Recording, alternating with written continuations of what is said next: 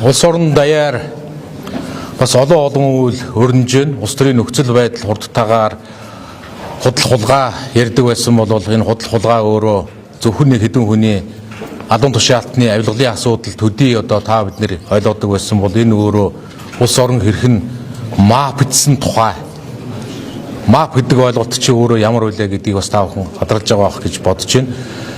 Нөхцөл байдал одоо хурдтайгаар одоо өөрчлөгдөж байгаа биш. Үнэн нөхцөл байдал хурдтайгаар илэрч байна. За улс төрийн нөхцөл байдлын талаар арчилсан намын тавьж байгаа шаардлага, зүй ёсны шаардлага, зарчмын шаардлага одоо бодиттой үндэслэлтэй болох нь улам бүр нотлогдсоор байна. Яг өнөөдөр улсын хурлын чуулган 2 дахь 7 хоногт хуралдахгүй байна. Тоо харах юм бол арчилсан нам 42 гишүүнтэй. Монгол Ардын нам болоод тэдний эвсэлд хамтралд байгаа намуудын гишүүдийн тоо 80. Бүрэн дүүрэн хурлаа зохион байгуулад явах боломжтой. Тэр 80-та эвсэлд санаатаагаар хурлыг харин одоо явуулахгүй байна гэдэг нь арчилсан намын шаардлага зүй ёсныхыг улсын хурлын дарга учрлыг Монгол Ардын намын дарга учрлыг улсын хурлын эндээс буу гэдэг шаардлагыг зөв зүйтэй гэж улсын хурлын олонх аль хэдийн үздсэн байна. Ийм учраас арчилсан намын бүлгээс тавьж байгаа шаардлага нэгдүгээрт нь зүй ёсных байна. Энэ шаардлагыг Монгол Ардын намын дарга энэ шаардлагыг биелүүлэх ёстой гэдгийг бас дахин хатуу сануулan хэлье.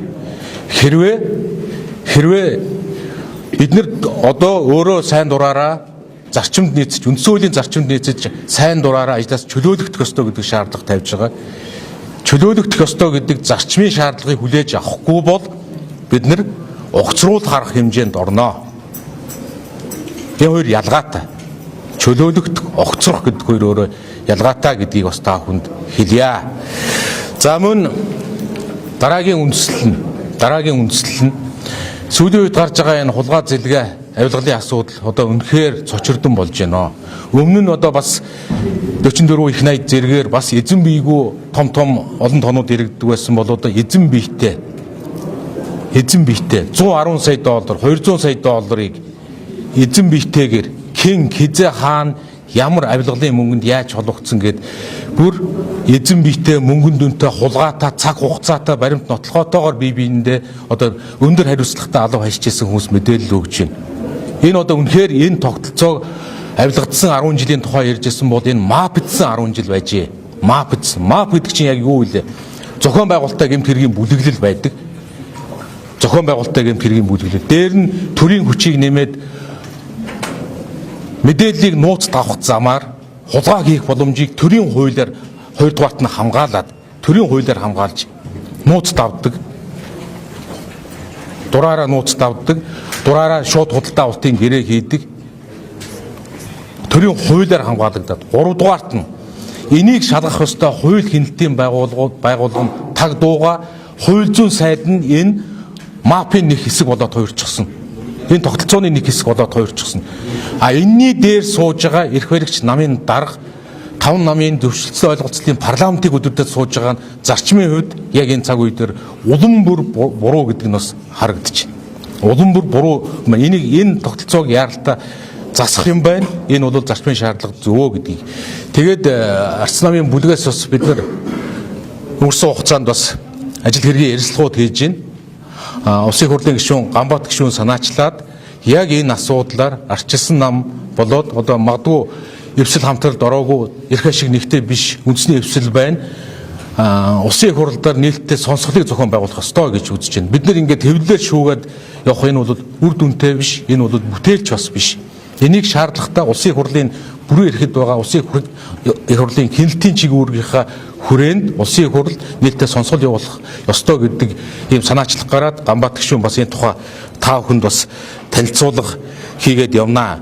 За тэгээд 1-дугаарт нь сонсголыг бид нэр энэ яаралтай хийж баримт нотлохоотойгоор олон нийтэд танилцуулах ёстой юм байна. 1-дугаарт нь 2-дугаарт нь энэ мапын нэг хэсэг болсон хууль зүйн сайд, шударга ёсны сайд маш яаралтай ажиллаа өгж шалгуулах ёстой. Яг одоо гарч байгаа энэ гэмт хэргийн шинжтэй биш одоо бүр баг одоо аль төвшөндийн энэ нөхцөл байдлыг шалгах ёстой, мөрдөн шалгах ёстой. Тэр байгууллагыг удирдах байгаа, цагдаа тагнуул энэ бүгдийг удирдах байгаа хууль зүйн сайд, дэд сайд нь энэ хэргийг оролцогч болоод хуурчихсан. Энэ нөхөр нин даруй ажилласаа чөлөөлөгдөж Нэн даруй ажилласаа чөлөөлөгдөж тэр очих хөстэй газарт нь очиж шалгуулах хөстэй. Үнэн зөвөө тогтоолох хөстэй. Энэ бол одоо бас зүй ёсны шаардлага. Энийг тэр улсын хурлын орой дээр сууж байгаа эрх баригч намын дарга энэ асуудлаа санаачлан хийх ёстой байхаа гэж бодож байна. За тэгээд бид нар олон зүйлүүдийг бид нар ярьж болно. Энэ 110 сая доллар, 200 сая доллар гэдэг чинь хэдий хэмжээний мөнгө юм бэ гэж ард иргэд энийг бас мэдэхгүй байж магадгүй. 110 сая доллар гэдэг чинь 400 тэрбум төгрөг юм байна. Саяхан цагаан сарын өмнө байна уу? Монгол улсын нийт баялагын сангаас ард түмэнд олгож байгаа мөнгө гээд баялагын сангаас 60 мянган төгрөг үлээ. Ноогдол ашиг гэж Монгол улсын баялагын сангаас нэг хүн 60 мянган төгрөг өгч юм лээ. А зөвхөн энэ 400 сая төгрөг чинь 3.5 сая иргэнд хуваавал тэрнээс их мөнгийг нэг иргэнд өгөх ёстой мөнгийг хэдэн хулгайч авилгач мафч тойрч суугаад авчихсан портроор зөөгөөд хувааж авсан тэд дээр хувааж авсан гэдэг ингээд хэрхэн найрлсан тухайгаа яриад сууж байна. Тэгэхээр энэ ямар их хэмжээний мөнгө вэ? Нэг сумын бүхэл бүтэн одоо 30000 хүнтэй нэг сумын жилийн төсөв 3 тэрбум төгрөг л байдаг.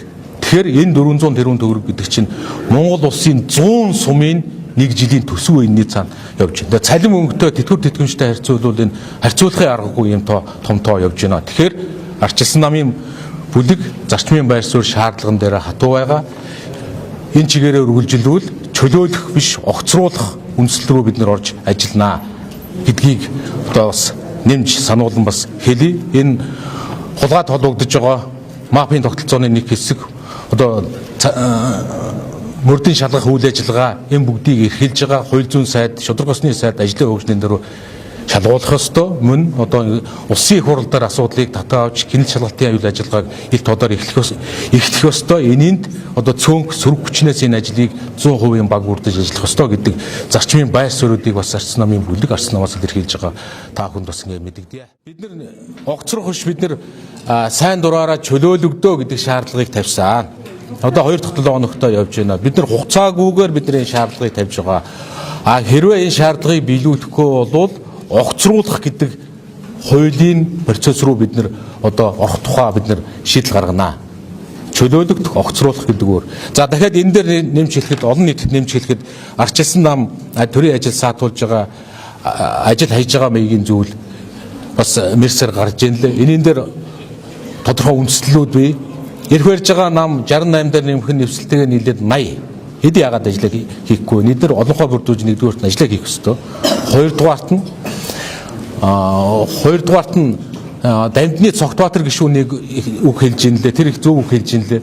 Парламент өөрөө, парламентын гишүүд, парламентын бүлэг өөрөө үл оролцоогоо илэрхийлэх нь өөрөө парламентын ажлын нэг хэсэг юм аа. Бид нэр 42-уулаа нэгдсэн байр суурь гаргаад бид нар энэ хурлын энэ асуудлыг дэмжихгүй учраас ийм байр суурьтай байна. Энэ хуралд оролцохгүй. Энд оролцсон гэдэг нь энэ өөрөө ерөөсөө дэлхийн парламентын ажил явдаг нэг арга хэлбэр нь өөр юм. Тэгэхээр энэ бол ингэ ажиллаа хийж байгаа. Маргааш арчсан намын бүлэг хуралдаад цаг үеийн асуудлаар нефт шатхуун, бензин тосны асуудлаар, хаврын тариалалтын асуудлаар нөхцөл байдлууд ямар байна, олон улсын зах зээлийн нөхцөл байдал ямар байна гэдэг асуудлаар маргааш 10 цагаас арчсан намын бүлэг хуралдаж уул уурхайн сайдыг арчсан намын бүлэг дээр ирж мэдээлэл хийгээч гэдэг албан бичгийг явуулж байгаа. Жишээ нь одоо бид нар маргааш хэвийн үйл ажиллагаагаа явуулаад бүлгийн хурлаа маргааш 10 цагт хийгээд тулгымцсан нөхцөл байдлын асуудлуудыг бас хэлэлцээд явна гэдгийг хэлье. Улсын хурлын дарга одоо намын дарга, улсын хурлын дарга байж болохгүй гэдэг хуулийн төслөө өргөн бариад тэгэхээр чуулганд орж ирээ батлаад тэгээд ингээд чинь өгүүлж болох уу гэдэг нэгдүгээр асуулт. Хоёрдугаар асуулт нь хэрвээ улсын хурлын дээд дарга удирдвал танаа арчсан намын бүлэг хуралдаа оролцох уу? Тэгээ одоо улс орны эдийн засгийн нөхцөл байдал хүнд байна. Хүлээж байгаа хуулиудаа батлах уу? Улсын хурлын Улсын хурлын дарга орж ирээд одоо хурлаа удирдахын тэр тухайд олон удаа дахин ярьчлаа. Хамгийн гол нь наад хуулийн төслийг чинь бид нар намрын чуулганд өргөн барьчихсан. Учрал дарга энэ хуулийн төслийг хэлэлцүүлнэ гэж бид нарт бас ойлголцсон. Намрын чуулганы төгсгөлд энэ хууль байхгүй, хаврын чуулганы хилцэх асуудал байхгүй болчиход байгаад нөгөө зарчим хаачваа. Бид нар тухайн үед төрийн ажлыг бас гацаахгүй тулд за нэг юм ойлголцол явж байгаа хуулийн төслөө өргөн барьж байгаа юм чинь энэ удаад төрийн ажлыг гацаахгүй төсвөө батлая гэдэг үүднээс тодорхой тооны гишүүд орж дэмжиж явсан. Энэ бол бид нар асуудлыг зөвхөн сөрөг хүчин гэдэг үүднээс асуудалд хандж байгаагүй гэдгийг бас илрэл байхаа гэж бодож байна. А бид нар дахиад нөгөө тохиролцоо биш зарчмын шаардлага бид нар нэгхэн бидний бас зөв өсний үүрэг. Нөгөө хууль хайцсан би. Хуулиараа явъя. Хуулиа батлая гэсэн байхгүй. Тийм учраас бид нар энэ зарчмын шаардлагыг тавьж байгаа гэдгийг бас хэлье. Нэг дарга удирдгуул авахгүй танах хүчил дарга. Тийм. Энийг бас бүлэгдээр яриад ярилцаад шийдэх ёстой байх. Бид нар бол зарчмын шаардлага хатуу тавиад л явж байгаа. Тар гэдэг шаардлагууд бас гарч ийн гэж байна. Ер нь бол нөхцөл байдлыг харахад 68 суудал авч дангаараа засаглах олонхийг авсан Монгол Ардын нам нэмээд эвсэл болоод 80 суудалтай болж байгаа энэ эвсэлж хамтарч байгаа энэ улс төрийн хүчнүүд засаглаж чадахгүй юм бол бид нар энэ төвшөнд улс орныг удирдах засаглаж авч чадахгүй юм бол ард түмэнд үннээ хэлэх хэрэгтэй. Одоо ингээд арчилсан намаас боллоо тэрнээс энэс боллоо гэж худал хулгаагаа дэлгэлцэж байгаа оронд ер нь засаглаж чадахгүй болчлоо гэдгийг одоо үннээ хэлэх хэрэгтэй л болж байна. Америкийн визийг авахд бас хэцүү болчихсон шүү дээ босох тогтоогоод. Тэгээ арчилсан намын нөгөө арчлын гэрээгийг авбал давуу тал болно гэж танаа намайг ярьжсэн шүү дээ. Одоо энэ дээр харин тийм ер нь ардчлал гадаадд зорчих виз хоёр гэдэг чинь баг нэг зүйлийн хоёр тал гэдэг 90 оноос эхэлтэй энэ зүйлээ. Гэтэл яг одоо Монгол улсыг ардчлалаас ухарч яана гэж арчилсан орнууд үзэж байна. Монгол улс ардчлалаас ухарч байна. Энэ авилгацсан тогтолцоо, арчилсан тогтолцоо, шудрах шүүх, чөлөө төвлөл энэ бүгдээс энэ Монгол улс арчилаас ухарч байгаа юм байна гэж энэ арчилсан орнууд үзэж байгаа учраас Монголд үндсэндээ блок тавьж эхэлж байгаа л юм мэдээлэл. Тэгэхээр энэ бүгдийн цаана юу вэ? Арчиллыг дэмждэг, арчилсан үзэл санааг дэмждэг улс төрийн хүч нь энэ орон зайд, энэ эрх барих орон зайд үүлэгдэж байгааг энд илрэл 10 жил энэ улс орныг мафчулсан 10 жил авилгажуулсны чинь олон улс дэлхий энэ улс орн чинь авилгалаа арчлаас урч яана гэж үзэж байгааг нь билээхийн илрэл. Түрүүн Гамбат гишүүн хэлж байна. Зөвхөн Америкийн нэгдсэн улсаас гадна Япон улс, Солонгос улс, бусад арчилсан орнууд бүгдээрээ Монголд одоо тийм ийдгээр хориг тавьж эхэлж байна. Энэ өөрөө энэ бүх зүйл хоорондоо холбоотой саяны авилга хулгай энэ олон зүйл энэ мафцсан тогтолцоо энэ олон зүйл чинь ийм л гадаад орчинд хүртэл энэ зөвхөн дотоод асуудал биш гадаад орчинд хүртэл ийм үр нөлөөгөө аль хэдийн үзүүлээд эхэлчлээ л гэсэн үг.